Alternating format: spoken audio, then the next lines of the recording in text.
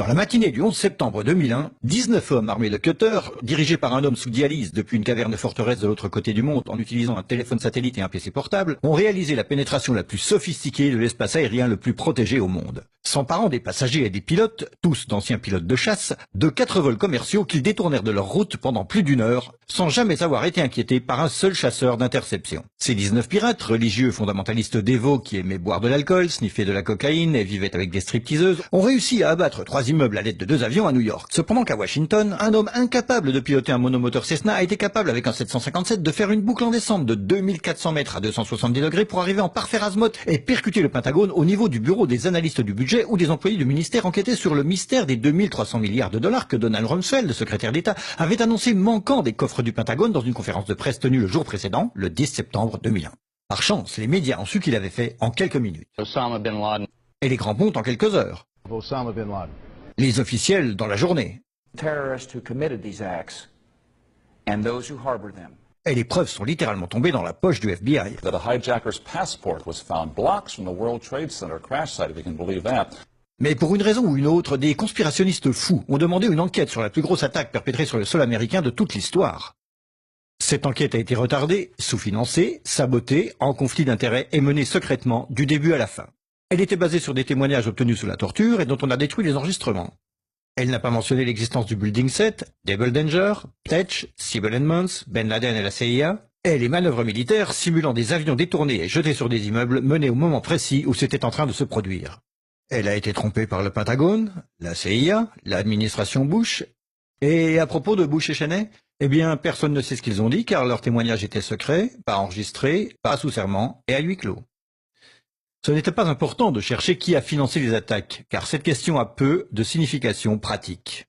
Cependant, la commission d'enquête du 11 septembre a brillamment répondu à toutes les questions du public, excepté la plupart de celles posées par les familles des victimes, et a pu pointer les fautes des personnes responsables, bien qu'aucune n'ait perdu son boulot, déterminant que ces attaques étaient dues à... failure of imagination. Parce que...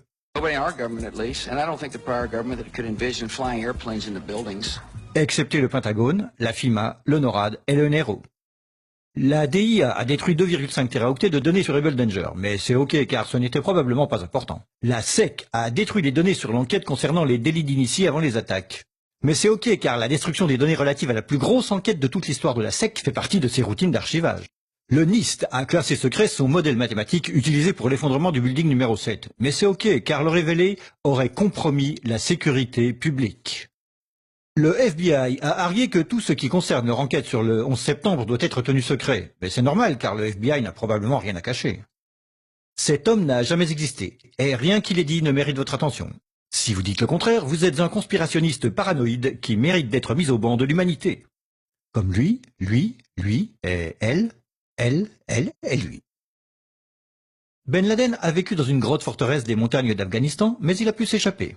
Puis il s'est caché à Tora Bora, mais il a pu s'échapper. Puis il a vécu 10 années à Abbottabad, mettant en échec le réseau d'espionnage le plus efficace et le plus sophistiqué du monde et de l'histoire, tout en publiant vidéo sur vidéo en totale impunité, rajeunissant au gré des vidéos réalisées, avant d'être capturé par un vaillant commando de Navy Seal dans une opération non filmée, durant laquelle il n'a pas résisté ou peut-être utilisé sa femme comme bouclier humain, et pendant laquelle ces as des forces spéciales ont paniqué et tué cet homme désarmé, censé être la meilleure source d'information de la planète concernant le terrorisme. Puis ils l'ont jeté dans l'océan avant d'en parler à quiconque. Puis 2 douzaines de membres de ce commando ont péri dans un crash d'hélicoptère en Afghanistan. Ceci est l'histoire du 11 septembre, comme elle vous est rapportée par les médias qui vous ont dit la pure vérité sur...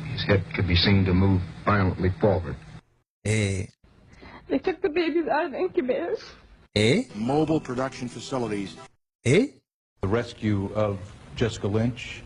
Si vous avez un doute sur cette histoire, vous êtes une chure de rat, un paranoïaque, un cinglé, vous détestez les chiens et les enfants et vous serez conspué par le monde entier. Si vous aimez votre pays et la liberté, la joie, les arcs-en-ciel, le rock, les chiots, les tartes aux pommes et votre grand-mère, alors vous n'émettrez jamais le moindre doute sur aucune des parties de cette histoire, à personne, jamais. C'était une annonce publique sponsorisée par les amis du FBI, de la CIA, NSA, DIA, SEC, MSM, Maison-Blanche, NIST et de la Commission sur le 11 septembre. Parce que l'ignorance, c'est la force.